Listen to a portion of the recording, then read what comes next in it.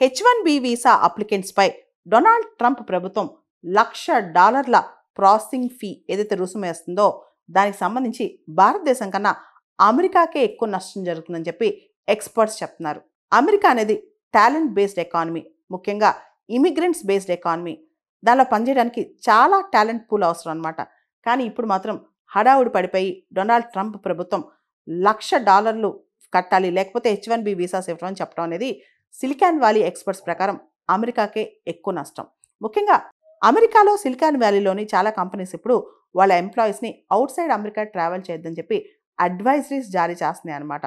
అంతేకాదు, Donald Trump ప్రభుత్వం ఇదంతా తట్టుకోలేక ఒక క్లారిఫికేషన్ కూడా ఇచ్చింది. ఏదైతే కొత్త H1B అప్లికేషన్స్ ఉన్నాయో వాటికి మాత్రమే ఈ రుసుము ఉంటుందని, దాంతోపాటు ఇది వన్ టైం పేమెంట్ మాత్రమేమని చెప్తున్నా చాలామంది భయపడుతున్నారనమాట. ఇక్కడ డొనాల్డ్ ట్రంప్ ప్రభుత్వం ఎఫెక్ట్ అనేది ఇంజనీర్స్ మాత్రమే కాదు, సైంటిస్టులు కావచ్చు, ఎడ్యుకేటర్స్ కావచ్చు, వీళ్ళందరి మీద కూడా పడుద్ది అనమాట. ముఖ్యంగా H1B వీసా కింద చాలామంది ఇండియన్స్, దాదాపు 70% H1B వీసాస్ ఇండియన్స్గా వస్తుంటాయి అనమాట. ఇంజనీర్స్, సైంటిస్ట్, కోడర్స్ వీళ్ళందరూ వెళ్ళి అక్కడ పనిచేస్తూ ఉంటారు అమెరికాలో. సో వీళ్ళందరూ ఇప్పుడు వెళ్ళకపోతే అమెరికాకి ఫారెన్ టాలెంట్ అనేది రాదు, బయట నుంచి టాప్ టాలెంట్ పూల్ రాదనమాట. దానివల్ల అమెరికన్ ఎకానమీ దెబ్బతింటుంది. ఇది యాంటీ గ్రోత్ పాలసీ మేకింగ్ అంటున్నారు. డొనాల్డ్ ట్రంప్ ప్రభుత్వం గ్రోత్కి వ్యతిరేకంగా కొత్త కొత్త పాలసీస్ తీసుకొస్తుంది. దీనివల్ల అమెరికాలో బెస్ట్ బ్రెయిన్స్ ఇంకొండవు, బెస్ట్ బ్రెయిన్స్ అమెరికాకు రావు.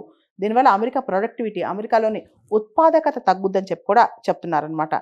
అమెరికాకు సంబంధించి చాలా గ్రోత్ ఇండికేటర్స్ అమెరికా గ్రోత్ అనేది 2% నుంచి 1.5% తగ్గిపోద్దని, ఇప్పుడు డొనాల్డ్ ట్రంప్ కొత్తగా తీసుకొస్తున్న H1B మరియు ఇతర యాంటీ ఇమిగ్రేషన్ పాలసీస్ వల్ల ఆ గ్రోత్ రేట్ 1.5% కూడా ఉండకపోవచ్చు అని చెప్పి కూడా అమెరికన్ అనలిస్టులు చెప్తున్నారనమాట.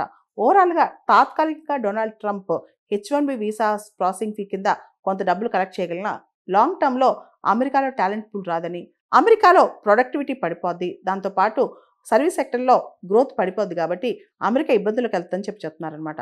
దీనికి బదులుగా డొనాల్డ్ ట్రంప్ ఏఐ తీసుకొస్తే సరిపోద్ది, ఆర్టిఫిషియల్ ఇంటెలిజెన్స్ వస్తే హ్యూమన్ రిసోర్స్తో పని లేదని చెప్పి అనుకుంటున్నారేమో, కానీ ఏఐ అన్ని పనులు చేయలేదన్నమాట. దాంతోపాటు ఏఐ అనేది ఇప్పుడు ఏదైతే ప్రస్తుతం ఉన్న టాలెంట్ ఉందో ఆ టాలెంట్ని రీప్లేస్ చేయలేదు, కాబట్టి ఏఐ కంప్లీట్ డ్యామేజ్ని ఆఫ్సెట్ అయితే చేయలేదన్నమాట. అమెరికాలో పెద్ద పెద్ద కంపెనీస్ ఏవైతే ఉన్నాయో, అమెజాన్ కావచ్చు, మైక్రోసాఫ్ట్, మెటా, యాపిల్, గూగుల్, ఇవన్నీ కూడా చాలా పెద్ద సంఖ్యలో H1B వీసాస్ని అప్లై చేసి వాళ్ళ ఎంప్లాయీస్ని తెచ్చుకుంటున్నాయి. ఇప్పుడు ఈ కంపెనీస్ టాప్ టాలెంట్ కావాలంటేనే ఇంత డబ్బులు కడతాయి, లేకపోతే ఎందుకు కడతాయి? అంటే $1,00,000 అప్లికేషన్ ఫీ కట్టి తీసుకురావాలంటే చాలా తక్కువ మంది తీసుకొచ్చే పరిస్థితి అనమాట. అలాంటప్పుడు అమెరికాకి టాలెంట్ పూల్ ఎలా వెళ్తుంది? ఇదే పెద్ద ప్రశ్న. అంటే దీనివల్ల లాంగ్ రన్లో అమెరికాకే నష్టం ఎక్కువ జరుగుతుందని చెప్పి చెప్పొచ్చు.